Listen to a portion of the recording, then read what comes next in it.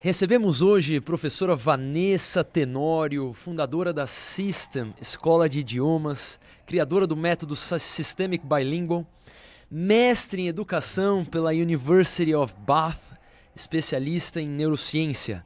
Isso. Vanessa, seja muito bem-vinda. Obrigada, Rafael. É um prazer. Eu preciso começar agradecendo por essa oportunidade. É sempre bom, né, poder falar sobre o que a gente faz, o que a gente tem feito ao longo de tantos anos. Fantástico. Olha, separamos algumas perguntas e acho que para iniciarmos eu gostaria de saber um pouco sobre sua história, como você iniciou sua jornada na educação. Bom, com 14 anos de idade eu comecei a dar aula de inglês. Eu não tinha morado fora. Na verdade, eu aprendi inglês, aprendi a gostar de inglês muito cedo. Minha mãe quis que eu aprendesse. Ela queria, na verdade, que eu e minha irmã fôssemos diplomatas, né? Que legal. E aí, ela, logo cedo, eu tinha 7 anos quando ela me colocou na escola de inglês. E aí, ficava incentivando, porque era muito bonito. E naquela época, poxa, faz muitos anos isso, né? Faz o quê? 52 anos. Eu tenho 59 e tenho aí 45 anos de ensino de inglês. Então, é uma estrada longa, mas o mais importante é que é uma experiência rica, porque houve muitas mudanças ao longo do caminho em termos de metodologia, que sempre foi o que me encantou. Eu comecei a dar aula com 14 anos porque eu sempre gostei dessa coisa de sala de aula. Eu adoro aprender e gostava de aprender com 3 anos quando eu entrei no colégio, né? Então, sempre foi, assim, um prazer para mim aprender inglês ou qualquer outra coisa. Bom, mas tem uma coisa curiosa aí na trajetória, porque eu comecei a dar aula com 14, segui dando aula, mas com 16 anos eu entrei na agronomia. Na USP, na Exalc. Não poderia ser mais diferente, né? Sim, sim. Do que eu tinha sonhado lá atrás, para mim, até mesmo na infância. E eu entrei com 16, saí com 20. Naquela época, a engenharia agronômica ainda não estava equiparada às outras engenharias. Depois, no ano que eu saí, passou a ser 5 anos, né? Eu até queria que tivesse sido na minha época, porque eu adorei a minha época de Exalc. Uhum. Mas não por causa da agronomia em si. O curso me deu uma ideia muito interessante de ciência, né? Certo.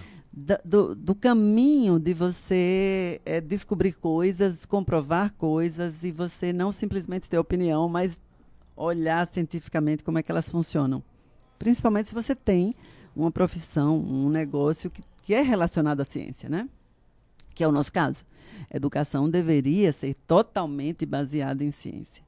Então, quando você faz isso, você dá um reforço e você dá um direcionamento completamente diferente de você simplesmente ficar na superfície. Certo. Né?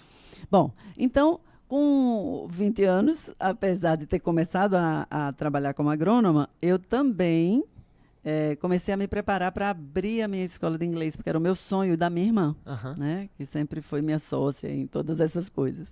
Ela é um ano mais nova, começou a ensinar inglês cedo também, com 15 anos, e aí nós tínhamos esse sonho. E meu pai, nessa época, eu saí de Piracicaba, meu pai morava em Brasília, e ele era da Embrapa. Justamente eu vi meu pai ser um dos executivos que começou a Embrapa no Brasil, né? E essa coisa da ciência me chamou muita atenção, porque a Embrapa é o berço disso, né, na agricultura. E eu fiz estágio lá em vários centros, foi muito rico nesse sentido. E aí, nós fomos para Maceió, que era a terra do meu pai. Eu nunca tinha morado lá. Mas voltamos para Alagoas, então, né, ele voltou, e nós abrimos a tal escola. A System Idiomas. A System começou com 45 alunos. Nós não tínhamos dinheiro para abrir a escola. E aí foi assim uma luta o dia a dia, né? Mas uma luta muito bacana, porque era o que a gente queria. Então a escola foi crescendo no boca a boca, né? A gente não tinha dinheiro para fazer propaganda, então era boca a boca. Era diferente. Era diferente. E isso há muitos anos, né? Não existia Sebrae para... Quer dizer, o Sebrae tinha começado há pouco tempo, a gente não tinha ideia do que era, na verdade, isso. Empreender, né? Ser empresário. Foi muito mais no coração. Nossa, muito mais da paixão mesmo, né? Mas empreender também era uma paixão minha. Desde cedo, hoje eu percebo que isso também me chamava a atenção. Então juntou, né? A gente juntou as duas coisas. A paixão por educar, por ver alguém crescer à medida que você viabiliza esse caminho. Sim. Né? Isso é uma coisa linda de ver. E aí nós começamos a dar essas aulas como a gente imaginava que seria mais interessante para o resultado do aluno, sempre com foco no resultado do aluno. E começamos a observar muito e a criticar aquilo que vinha pronto para a gente fazer, né? Aí a escola cresceu muito, passou a ser a maior da cidade, né, em alguns anos. E aí a gente, lá pelos anos 90 e tantos, 98 por aí, a gente começou a ver, quer dizer, a se incomodar muito com o resultado, especialmente das crianças. A gente trazia os melhores materiais, as melhores técnicas. A gente ia para a Inglaterra, a gente ia para os Estados Unidos para ver técnica de ensino de inglês. Nada dava certo, porque as crianças não passavam de saber cores, animais, sabe assim, básico. Não estava chegando onde queríamos. Não estávamos chegando onde queríamos. Então, começamos a estudar, a tentar esse aprofundamento nas teorias de aquisição de linguagem e aquisição de segunda língua, né, que na época se chamava segunda língua. Hoje é que entrou um termo aí de língua adicional, mas segunda língua, língua estrangeira, é mais ou menos a mesma coisa. Então, quando a gente começou a estudar isso, a gente viu que aquele caminho estava completamente errado. Mas, assim, a gente estava submetendo as crianças a uma simplificação tola do que se fazia para adulto, do que se fazia, né, para jovens, para adolescentes maiores e adultos. Então, era o quê? Aquela famosa hierarquia, verbo to be, do e does. Quem não conhece isso, né? Sim, caminho tradicional. Tradicional. Então, é uma hierarquia. À medida que o tempo foi passando e o ensino de língua também foi evoluindo, isso foi começando a ficar, assim, a querer se disfarçar dentro do que se chamava de conversação. Eu acho que todo mundo já perguntou, esse método é de conversação, né? Sim, sim. Mas essa conversação, mesmo assim, ela era atrás, nos bastidores, ela era baseada em hierarquia gramatical. Então, você não conversava sobre qualquer coisa. Você era levado a responder e a perguntar coisas dentro daquele script. Uhum. Então, na verdade, não tem nada de natural nisso. Mas, lá pelos anos 60, precisamente em 65, o Canadá, que tem duas línguas oficiais, né, inglês e francês, o pessoal queria, os pais, na verdade, isso foi um movimento de pais, olha que interessante. Os pais queriam que os filhos que eram anglofônicos aprendessem francês, mas de uma maneira natural, que eles ficassem tão fluentes em francês quanto eram na língua nativa. E aí propuseram que o Estado, que a cidade, fizesse uma escola em que o meio de instrução fosse o francês. E aquilo ali deu certo, e aí as universidades em volta começaram a estudar aquele tipo de movimento e, paralelamente, estudiosos de Second Language Acquisition mesmo começaram a ver também, a questionar essa coisa da aprendizagem, essa aprendizagem do inglês como se fosse uma matéria. Né? Você estuda a matéria, eu falo que você estuda os pedaços dela para um dia, se você tiver muita sorte, juntar tudo e fazer você falar. Né? Mas, na verdade, é o processo que não está certo. Quer dizer, não está certo. Funciona para algumas pessoas, claro, ele funciona. Né? Inclusive, funcionou para mim. Sim. Foi assim que eu aprendi. Foi assim que eu aprendi também. Mas eu lamento muito que eu tenha aprendido assim, sabe por quê? Porque demanda esforço. Não é tão natural. Não é tão natural. Você nunca se livra de um negócio que um estudioso aí dessa área chama de monitor. Você deixa o seu monitor ligado o tempo inteiro. Tá certo, tá errado, tá certo, tá errado, tá errado. Eu vou dizer esse verbo, vou dizer aquilo. Então, isso não é natural. E é isso que impede muitas vezes a fluência. E por que essas pessoas que aprendem assim, quando viajam, ao chegar, tem uma dificuldade grande. Ai, meu Deus, não consegue entender direito, nem se fazer entender. Leva um tempo. Mas, eventualmente, conseguem e deslancham, né? Mas por quê? Porque elas estão, de fato, usando o idioma ali para o que ele existe, que é para uma comunicação real e não uma comunicação de sala de aula. Quando eu falo comunicação de sala de aula, é essa fake. Faça de conta que você está não sei onde. Faça de conta que você está no restaurante. Seguindo o script. Seguindo o script. Isso não é o natural, né? Então, e o seu cérebro não é bobo. Ele está entendendo para que é que você está ali. Né?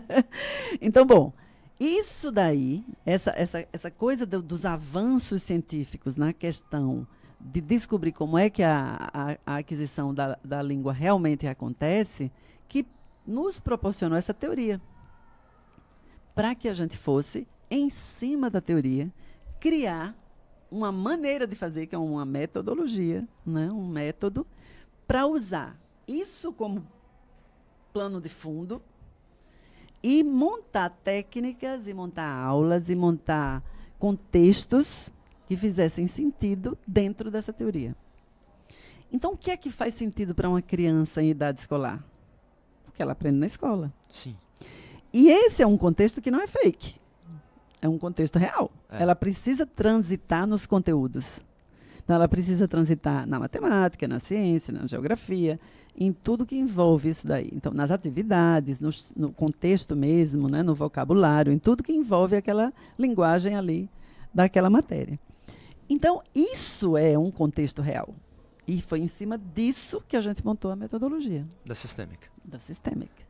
Então, iniciamos muito cedo, pela paixão com a língua inglesa, e vocês foram aprimorando e não ficaram satisfeitas com os resultados. Isso. Decidiram aprender ainda mais, se aprofundaram e aí falaram, poxa, temos aqui um método em mãos que pode ser utilizado na prática, que será muito mais natural aos alunos, que vai propiciar que eles realmente dominem a língua. Isso. Foi essa, de maneira muito simples, simplificada, a trajetória. Foi essa a trajetória. Esse incômodo pedagógico.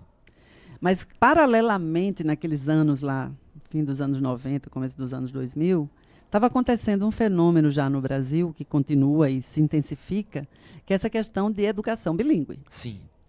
E a base da educação bilíngue, como lá no Canadá, é justamente usar a língua como meio de instrução. Não é, de maneira nenhuma, pegar a língua e dissecá-la e estudá-la como se você fosse um linguista, né? Uma matéria separada. Uma matéria separada. Então, é diferente das outras matérias. Não é tão diferente assim de uma matemática, que também é uma linguagem. Não é tão diferente assim de um português, que também é uma linguagem. Mas é muito diferente de uma história, de uma geografia, em que você tem ali conteúdos que você precisa da língua para entendê-los, para interpretá-los, né? Então, o inglês tem que ser visto de outra maneira. Precisa ser visto. Se a gente quiser fazer alguma coisa real com ele e quiser produzir resultados, como, por exemplo, a comunicação real, a utilização adequada da língua em contextos diferentes, né? Diversos.